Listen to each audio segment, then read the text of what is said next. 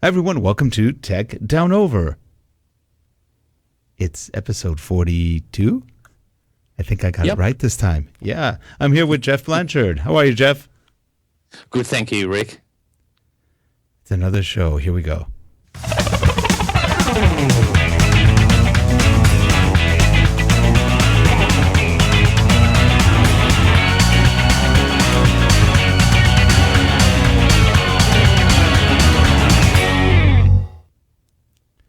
And we are back. And one of the fun things about doing a show is Jeff doesn't know what I'm about to press. I don't even know what I'm about to press half the time.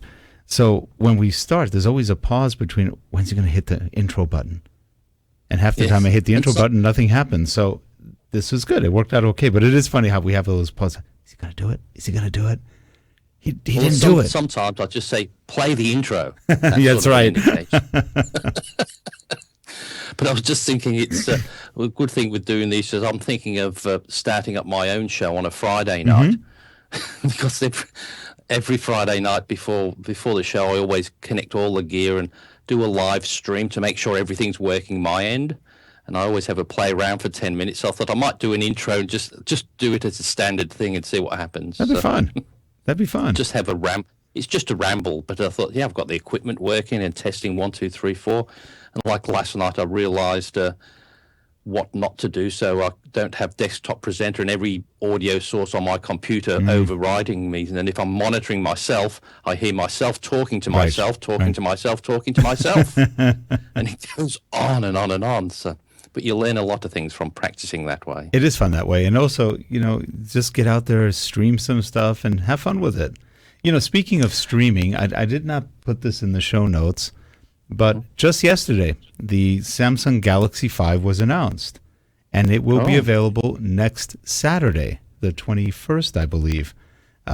So that was quick. They wanted to get it in before the IFA show to beat Apple, which is sort of funny. So they got in about 2.5, 3 weeks before Apple with their new product.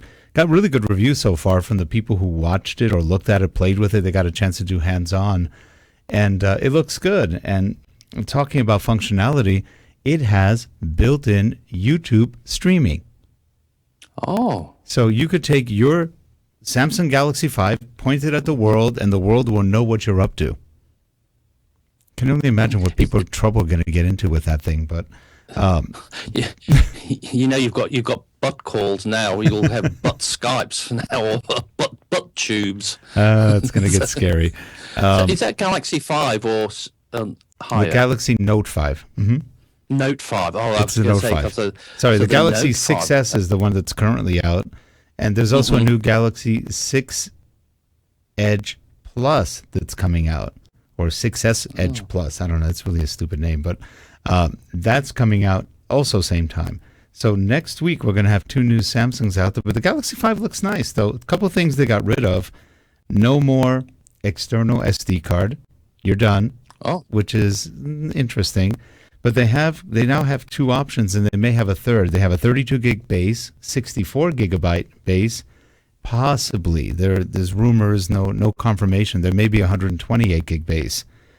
The interesting thing about that is the memory is now from DDR3, it's DDR4. So it's a lot faster. They also have another technology in the memory which completely is like 4 times faster than going to SD cards. So that's probably why they decided not to do the SD card expansion. And frankly, you could always load something on and take it off. So that would work well.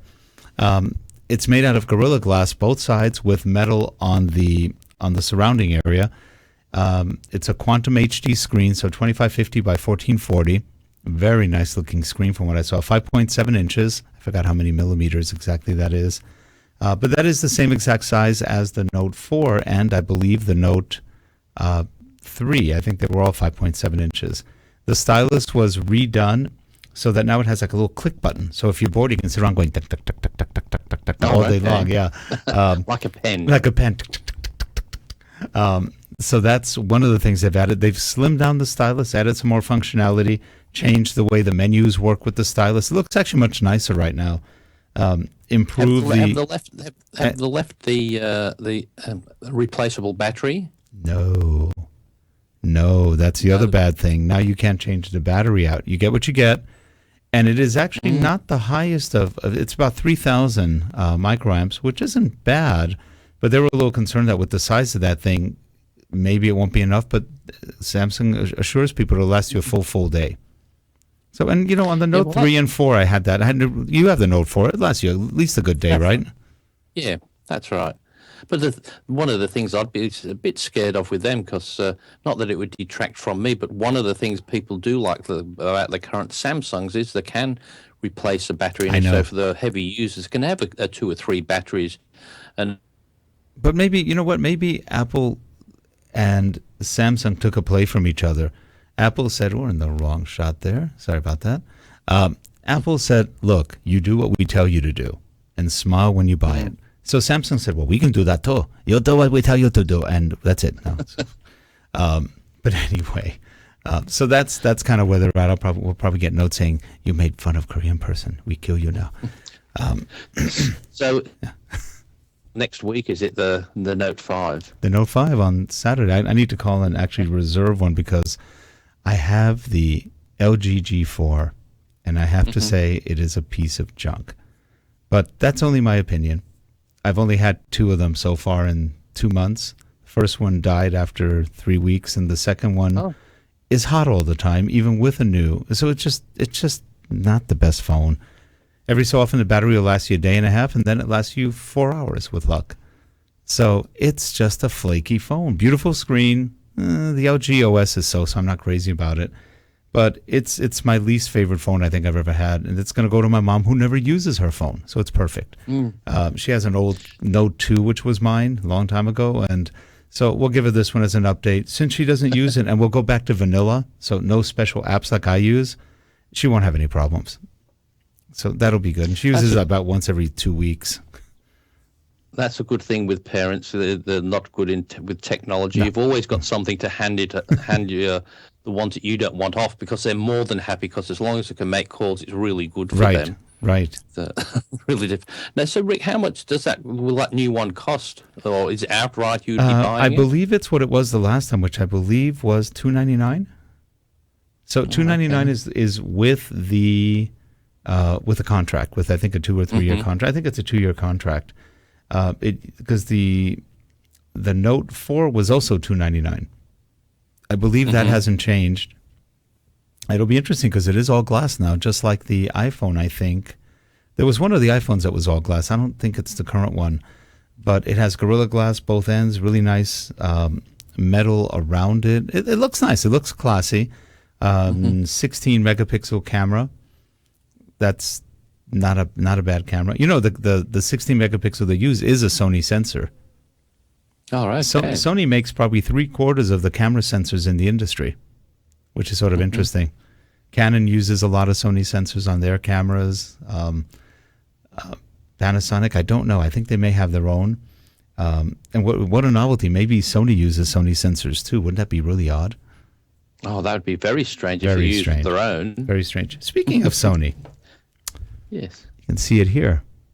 This is the Sony RX10 Mark II. Now, I am stuck in 3-shot mode. I have no idea how to get out of this. I have tried now for a while. Let's just take 3 pictures. It only takes 1. So it's like I'm in some sort of HDR mode, but I haven't figured out how. I don't know how I got there. I don't know what I pressed because I wasn't in a menu when it happened. So I'm thinking one of these buttons is haunted. So I will figure it out. I haven't had time yet today to debug this thing, but this is the backside. It has a nice 3-inch LCD. This is a piece of crap, but you know, I knew it was a piece of crap coming in. You get this stupid jerky. I mean, why don't you give people an articulating screen? Really, this is stupid. Well, there's no point having that one, really. No, they said the only real reason to have it is because if you have it against this, the machine gets hot. So you pull it out a little bit, and the machine doesn't get hot. Isn't that brilliant? It's a little heat sink of sorts. Dumb. But other than that, I mean, it's a nice display. It's pretty good. The operating system on it, the camera software isn't bad. It's got a lot of nice functionality. It's fast. Can you hear that? Here, let me do it this way. Yep. Yep, heard that. This will shoot, I think it's 16 frames a second, or no, maybe it's 14. It's either 14 or 16. I lose track after about the 14th click. It's like, what was that? Was that 14 or 16? It's nice. It does a good job. It has hot shoe, which you can put one of the Sony microphones on. That's a smart microphone. It's a shotgun. Has all the nice modes. It shoots pretty good video, 4K video, and the video quality is good. Have not yet figured out focus all the way on videos. We shot some videos the other day, and it was focused on my audio gear, and I was blurry. So we're trying to figure out how that happened. Because it wasn't a box or anything. It just, on video, it's a little bit different than it is on photos. So some things aren't exactly the same when you go from photo mode to, but you do get the lens hood. It's a beautiful lens. This has I think it's a 24 to 200 millimeter lens. It is a nice lens. They've done a good job. The Zeiss lenses are good. So from that point of view, pretty happy. Battery's interesting. I got some extra wasabis, and one of them almost got stuck in here. So the battery compartment is a little tight. The other ones work fine, but one of them was just a little stuck. And I did go on the web, and other people are having problem getting batteries out sometimes. Not just this one, but all the Sonys. They like it really snug, and then when you press the little release lever, nothing happens. So that's just a concern.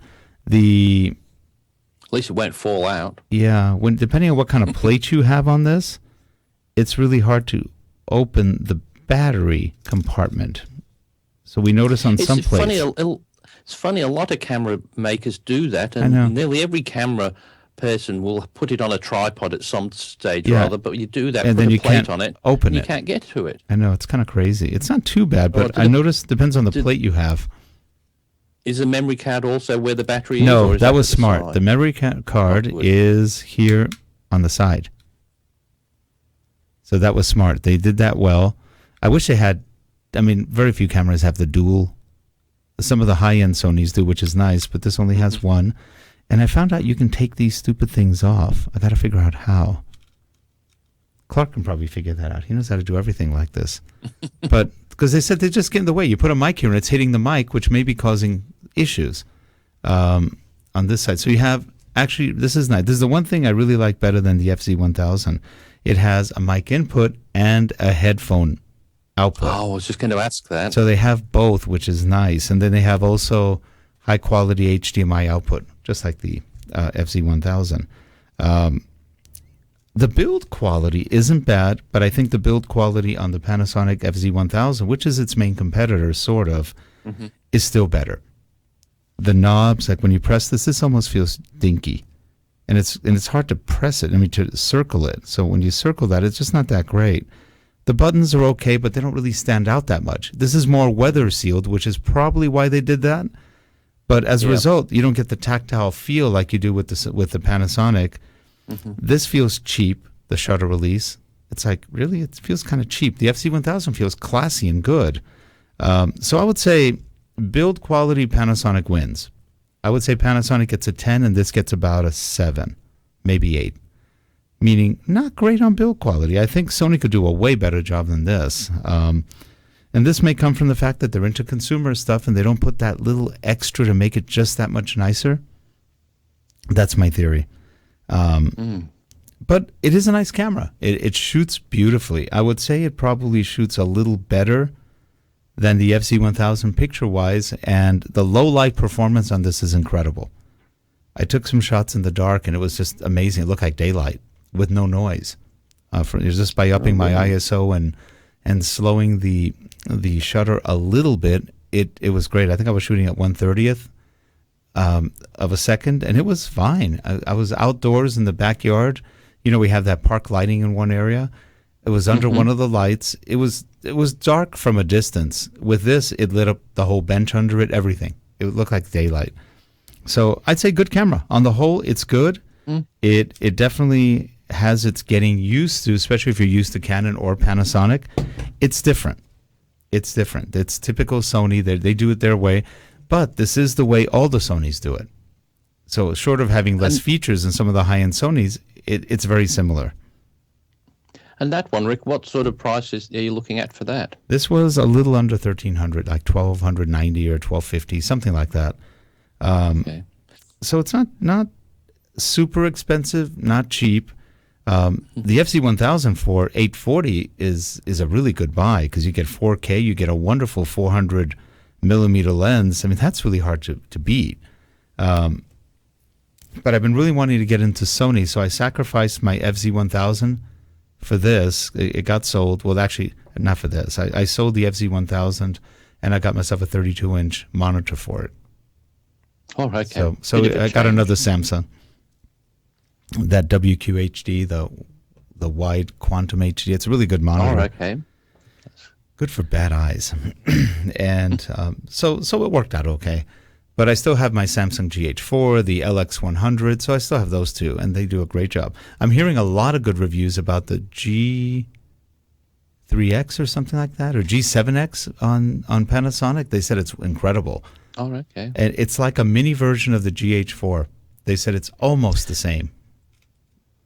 But I think you've done the right thing with getting the GH4 because no matter where I go, whatever cameras I look at, there's good ones, bad ones, but everything still seems to come around to the GH4 seems to be the flavor of the month. So I'm curious if they come out with the best job. And I wonder if they'll come out with a GH5. I don't know, or a GH4 Mark II. I would probably do a Mark II on it because the name is so popular now.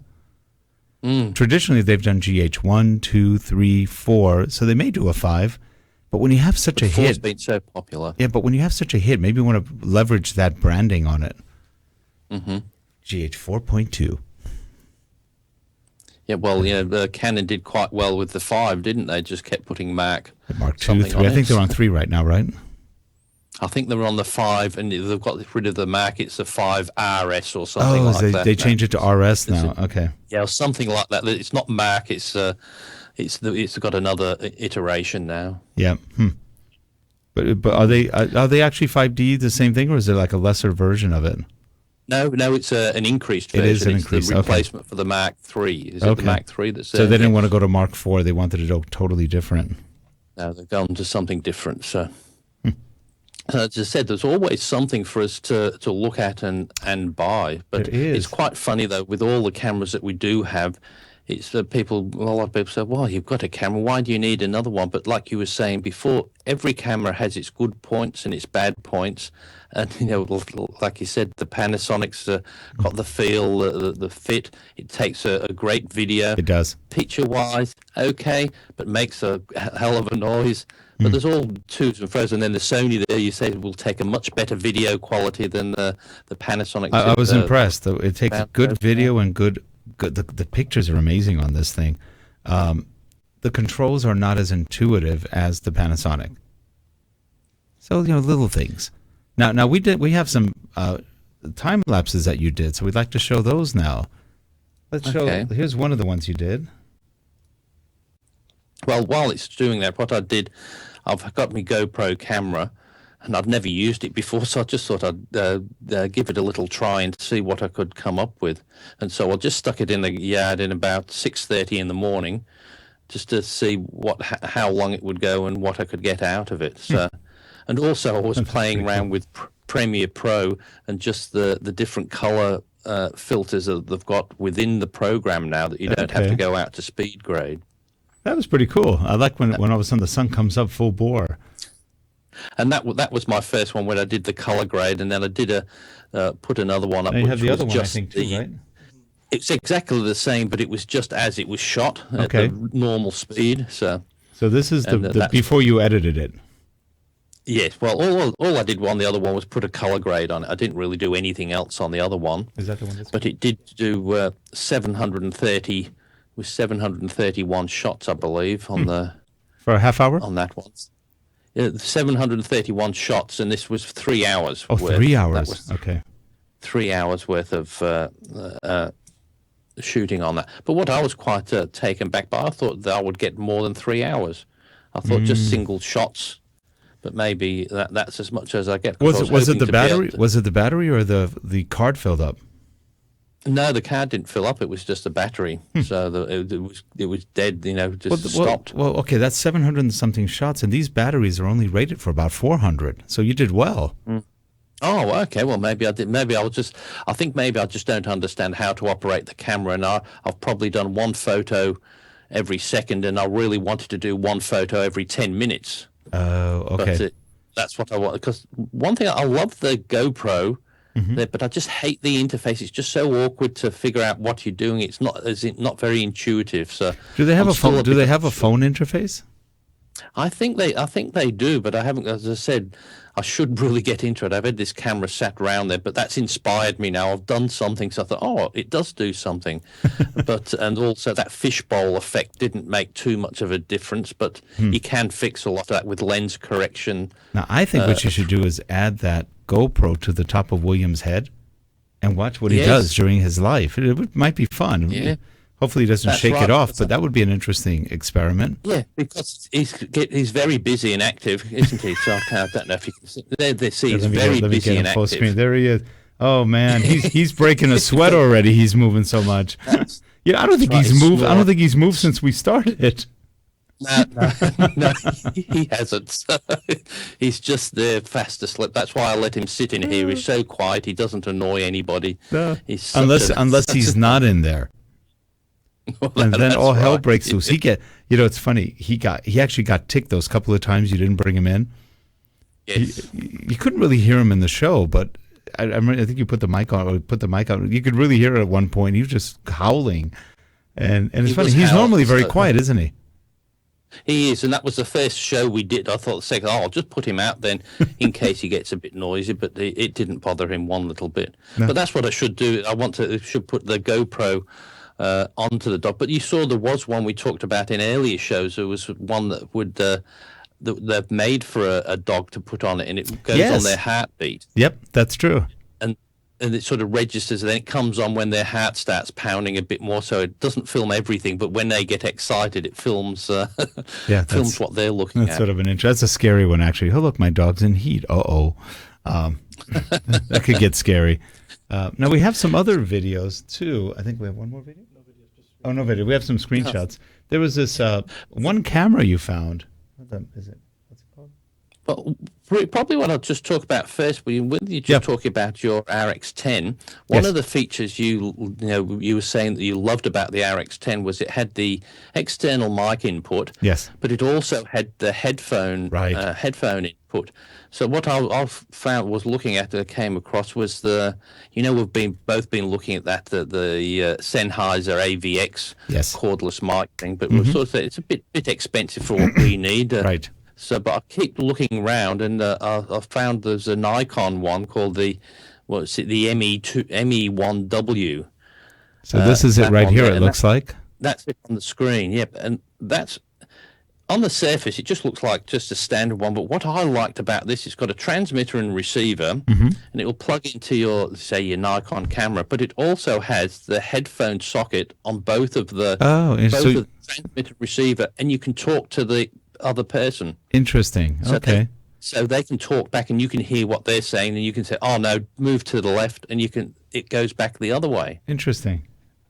And I thought that's better than screaming at the person 50 yards away. No, go that way, go that way.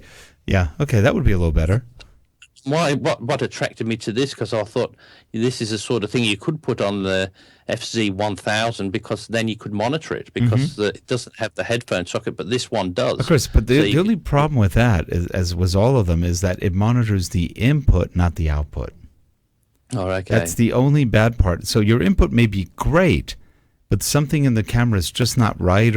And you notice on all of these cameras, if you turn the camera preamp all the way down, nothing gets recorded, no matter how much juice you send into it from your external mics.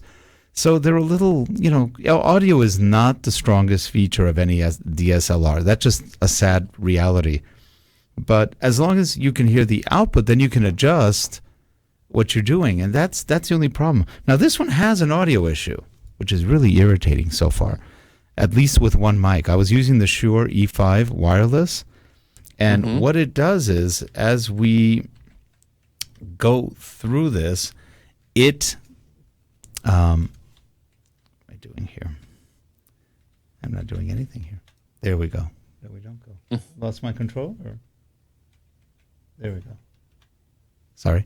Oh, there you go. You're close up. So here on the camera, when you connect the mics, and the mics just go into these stupid things that block it, right there. So your mic input and headphone input are there. Mic's on top, headphone is on the bottom of these. So I don't know if you can see it, but that's about where they are.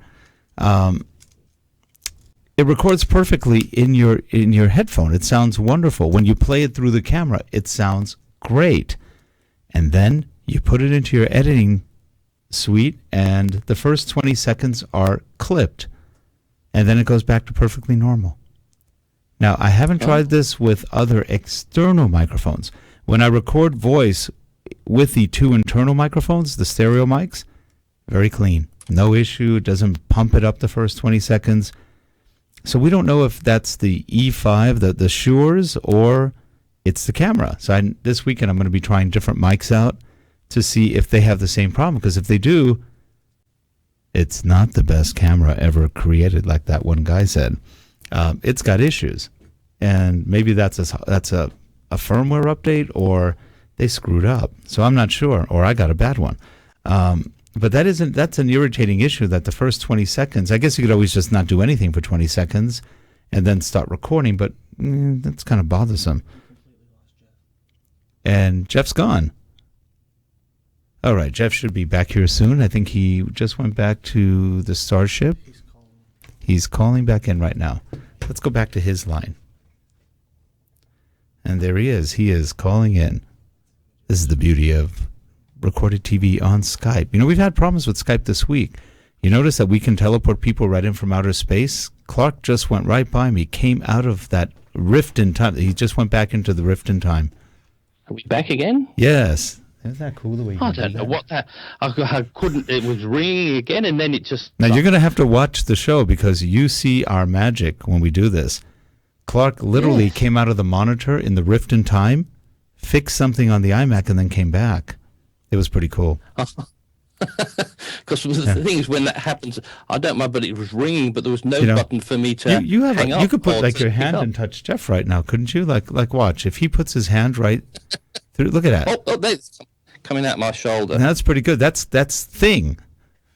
Yeah, that's from Adam's family. That really did look like Thing. That's not the bottom. That's really degrading. Yes. But we've had problems with Skype this week. Yesterday we had some real bad issues with Skype. I don't know if it's Skype, but there's a lot of heat going on all over the place, except where you are right now. It's hot all over the U.S. Possibly Skype. There's so many servers and connections. Maybe the heat's starting to bring things down. But we noticed that Skype's been having some performance issues. I'm not sure why. Yeah, because I've noticed that, because even when you're just doing standard things, like I talked to Leva the other week, and she wasn't on video, just audio, and we dropped out a few times, and there was plenty of bandwidth. There was no right. Full bandwidth. There was no problem, and we was just talking here, and then she's gone. No breakup of sound. And the problem is, it's so hard to know how many hops are you doing. I mean, is it going through 3 hops to get from you to where she is, or is it 50 hops? And each hop is another place it could lose signal. It's just a thing. And when you're doing shows like this, it's the dreaded thing. Whenever I hear, one little word dropped, I thought, oh no, are we going to drop out again? Right. Or am I going to freeze and just disappear totally? Yep. But this was good, because this time we accidentally showed you the rift capability. We have the time rift, the dimensional time rift that we can do. So it was pretty cool. But it's amazing that you can get back, still get connected back with that many people using this system. Yep. It'd be quite frightening to see how many people's logged on to Skype at one time. True. Can you imagine? Like millions. 15, I imagine it's millions. Yeah, because reimagine even 20 years ago, just phoning the United States, it was a nightmare. And it was just expensive. And expensive. But you would have that time delay, usually about half a second or a second, which made it so hard to talk to people. But now, usually you can get a better international call than you can a local one a lot of the times. Well, it's funny. A lot of people don't realize this. when you make a phone call from, let's say, your house to your brother's house, you think, or let's say to a neighbor's house, you figure, I'm calling my neighbor. It's a very short distance, right? For all you know, that phone call could be actually routed through France. When we make phone calls from here, let's say to Thousand Oaks, which is 10 minutes away, we may be going through New York, we may be going through Europe. When the phone lines get busy, they automatically reroute, and they can reroute anywhere. So when they charge you for long distance, it's nothing but a scam because it doesn't cost them a penny to do it. And that's what the same for all the things like the international ones. I go to here to America and it costs a fortune. And same thing, the Americans go from there to here. Well, why can't we just, we're using the same networks anyway. And, yes. Okay, they're using our network. We use theirs. Yeah. It all works out in the run. But and they're making billions. I would understand if the phone companies were suffering, but they're making a fortune. And they'd even make more if they did that, I think. I think so too. But that's the way and I think it's the way the world will have to go with the way people need data. Sure. 15 years ago, nobody needed a phone or anything. But now I nearly had a panic attack this morning, got up to have my breakfast, did the iPad on. No internet connection. And you just freak. And I mean, all it is, you just want to look at something. Oh, let's flick the modem on and off. And, it's not working. And you thought, what would happen if I didn't have internet connection for a day? You would have gone back to your life 15 years ago. That's right. But it's just amazing how in such a short time that and it's probably only since 2000, even not even that. Not even then. It was actually probably right around then, 2000. Actually, the internet more like 96. But it really didn't get that popular. I mean, Amazon was what, 2001? Something like that. Something like that. So think, I mean, Amazon revolutionized shopping. They made the internet interesting. Everybody started going there. When I first heard of Amazon, I go, strange women who could kill men with a single look? What's going on? Yeah. Oh, Amazon. That's what it is. I wasn't thinking of Amazon Forest, or I was thinking of Amazons. But anyway, look what they've done to revolutionize everything when it came to shopping, and how many people have since then shopped. How many people have their stores on Amazon? I was thinking, Jeff, we should set up a store on Amazon and just sell video gear. Yes, that's right. Just get the percentage out of it. Yep, or something. Just for the fun of it, and get people to buy. And I don't know if anybody would buy, but it'd be interesting. Just sell all our second-hand stuff, so there'd be plenty of equipment. That'd be all funny. The stuff we've bought, and we've gone on to the next one. So, but that'd be a good way to encourage us to buy more as well. You see. And by the way, the camera does have a flash. Oh, does it? Has a little built-in flash, which is nice. It's funny with the cameras. So what I'm starting to look at now is that you've got me thinking again. I'm strongly going back to thinking of updating my Canon 60 for the 70. I would wait. I still do like that. I would wait though, because there's going to be. Yeah, they haven't even Canon hasn't updated this in 2 years. I mean, it's like, guys, what are you waiting for? It's got crappy codecs. It's still old codecs. They're big. They're clunky. They haven't done much with it, so I don't quite get it. But I would wait and bang for the buck. I don't know. Go get that Sony A7R. You can go A7. You can get an A7 replaceable lenses for $1,600. That's not bad. And then you just buy your lenses, and you can use Canon lenses with an adapter. So that may be a better bet. And the A7 is a beautiful camera, and I think that shoots 4K too. It does. I'll be just a bit scared with the A7 to get the right one, because there's so many different A7Rs. No, this is actually just the A7. A7 Mark II. A7 Mark II. And then the A7R is the high-end one. That's 3100 body only. And then they have the A7S, which is supposedly very, very good. It's smaller. And that one's also about 3100. But the A7 by itself is 1600. And it does 4K, and it's got replaceable lenses. It looks nice. I almost thought about it, but my budget was pretty much about where this one was. Plus, I wanted to get one more lens for the Panasonic, so that was it. That was my $2,000 budget. I think there must be something in the wind for the Canon, because here everybody's Canon are offering $150 cash back, so they don't start throwing money at something if it's they do to get rid of stock so they can start thinking about the next one, don't Right, they? that's true. That's usually yeah. So we have some other content here. Let's show one of the other pictures that we've got. Mm-hmm. This is the Grava camera. It kind of grabs you. Or? Oh, that was the other thing I was looking at. Have you heard about this one before, the Grava? I'm not sure. I don't think so. Well, you know how I was just talking just a few moments ago about William putting the dog cam on him and reacts to his hat. Well, this is a new one, similar to like a GoPro that you carry around with you, film for however many hours, 3 hours that you do on there, and you have a wristband on there on your wrist, of course. Silly, where else would you put it? And what it does, it registers. You've got your pulse rate on there and your emotions, so it edits within the product. So what that does, after the 3 hours, you come back, click it on, and it'll edit out the 3 hours and show you the 5 minutes where it thought you looked at things of interest. Interesting. So I thought that was quite a good concept. Oh, that's the one where but that's sort of scary too. Now the camera's going to decide what it thinks is interesting. A little scary. But if you have a look on the thing, it's a bit more involved. I'm making it sound quite simple, but it's and it's something that I think they're offering at the moment for $249.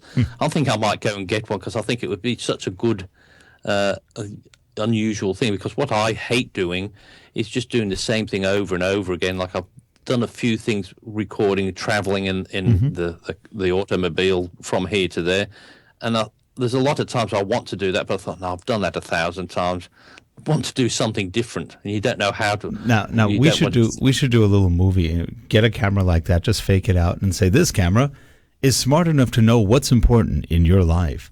And then you go up to, let's say, a gas station, and there's a beautiful woman there with a car, and then when you get home, it only took pictures of the car because it thought the car was much nicer. So I mean, that's the kind of thing that I could see happening, and it's like, where's the girl? Oh, man. I can see that happening. There's a beautiful woman walking past. Oh, click off there and it goes onto the car. Yeah, the car. That's a hot car. Or you see a picture of a camera on a tripod and he says, oh, that must be Rick. More interested in the cameras and the tripods than that. So, but it is quite funny on how it would react to that. But I thought for something like around that $249, it would be quite a good idea because with the GoPro, I'm still not too sure what to use it for unless you're doing action sports. I'm trying to think of the ways of using it, just like it's waterproof, so I suppose sticking it outside's good.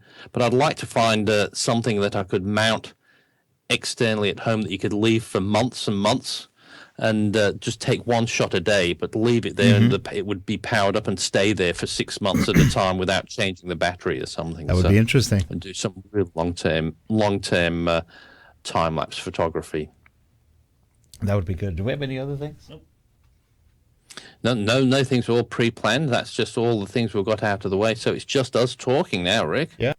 So or me coughing. With that camera, though, what sort of the battery? What sort of life are you getting out of it, or do you not know? I think I'm getting about.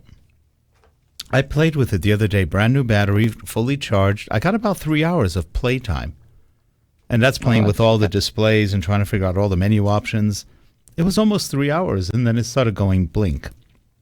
It wasn't bad. So they're small batteries. They're not very large at all. Let me show you what it looks like.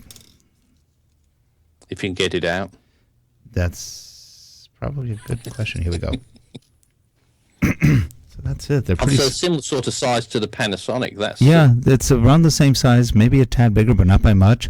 This is the battery they use in everything. I think even the A7Rs use this, which is like, really, I mean, give me a break. These are small. This camera doesn't do as much as some of those, but still, it's kind of small. And with those batteries, you got the extra one. Was that a Panasonic or a third-party one? It was Wasabi, wasn't it? I got the Wasabis. I like Wasabis. They just work. And it came with one Panasonic one. Looks exactly the same. And then the Wasabi. I ordered 4 Wasabis I think 4 Wasabis with 2 chargers for $60. That's not too bad, is it? I've got a few of those type ones, and they do a damn good job.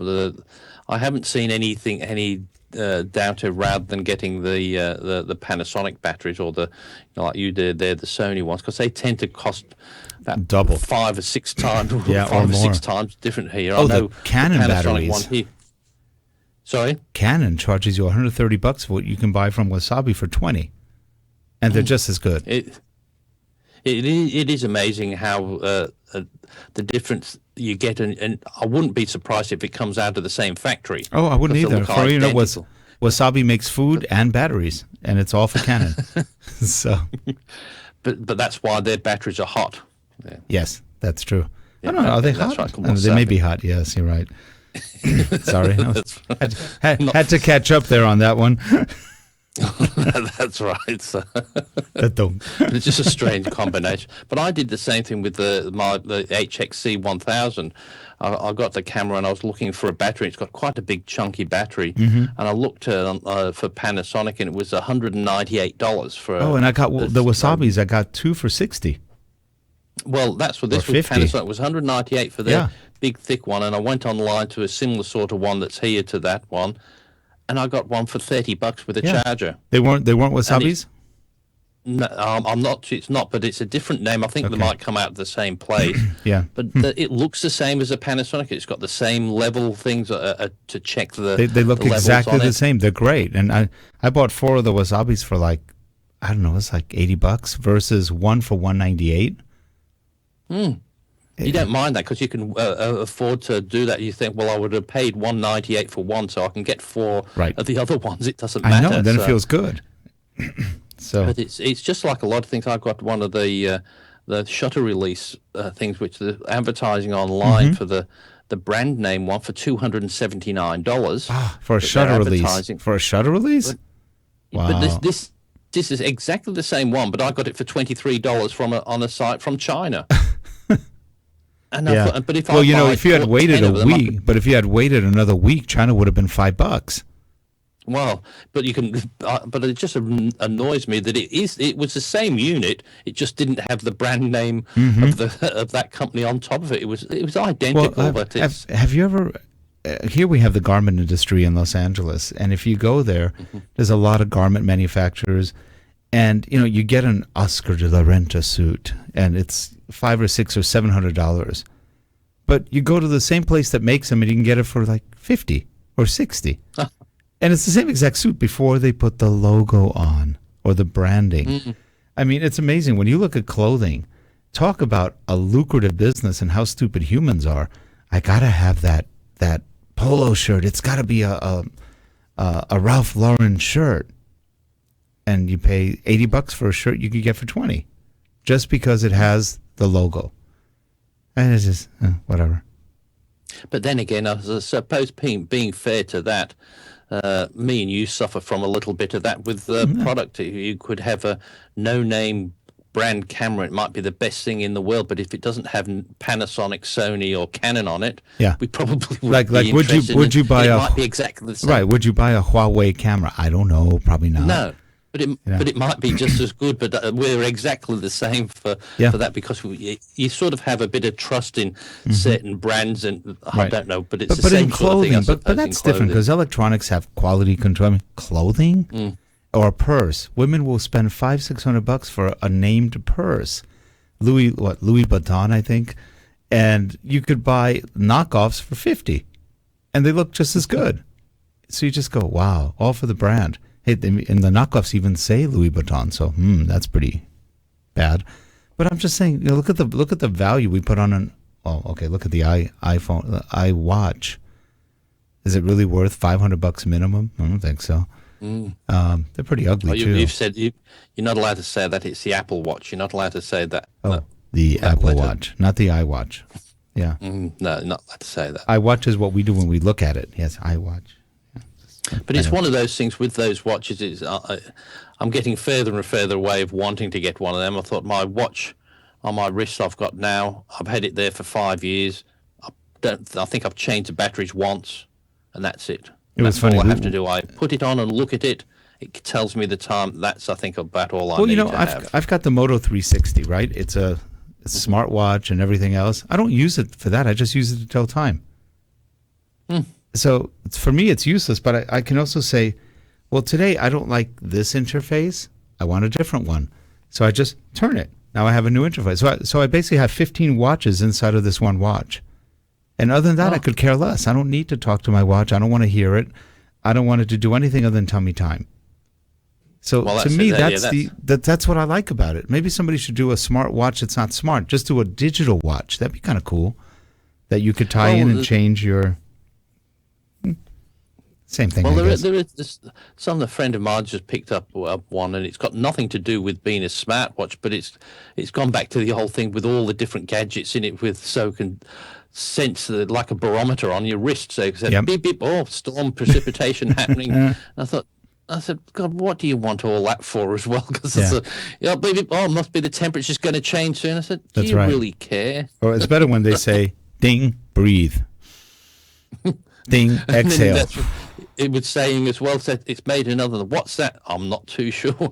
It's got 5,001 little beeps, but each one does a different thing. I said, that's right. Is there a button that says just switch off all the noises because it's going to drive you crazy? Yeah, it's called turn off notifications. But then I won't salivate anymore. I'm trained to salivate at the notification. Well, Jeff, we are at the end of our time. We've been going for 50 minutes almost. Oh. So it goes fast. Boy, does it go fast. It certainly does. It goes too fast. But anyway, if you are watching the show, please, there's a little thumbs up button. Click it. Just try it. See if you like it. If you don't like it, don't click it. And there's also a subscribe button. We'd love you to subscribe so we know who you are, where you are, and the drones will be there shortly. That's about it, right? Yep. I think we're good. Show number 42, we're a wrap. So we will see you guys next week. Next week's our last week for a couple weeks. We take a little summer break, and then we're back with more gear. You'll have tons of stuff by then. Well, I might not be able to afford the electricity to switch the computer on, though, if I've got all the stuff I want. This is true. Have a good one, everyone. Bye-bye. Okay. Bye.